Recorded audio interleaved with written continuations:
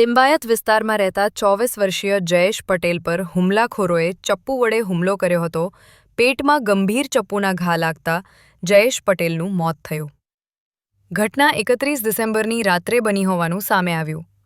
પરિવારજનોનો આરોપ છે કે તે રાત્રે પોલીસ નશાખોરો પાછળ વ્યસ્ત હોવાથી અસામાજિક તત્વો બેફામ બન્યા હતા.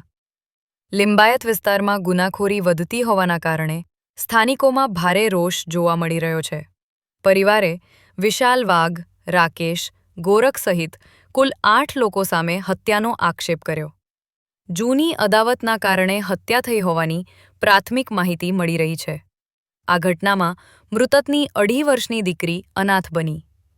ઘટનાની જાણ થતાં જ પોલીસ ઘટના સ્થળે દોડી આવી હતી અને સમગ્ર મામલે વધુ તપાસ શરૂ કરવામાં આવી.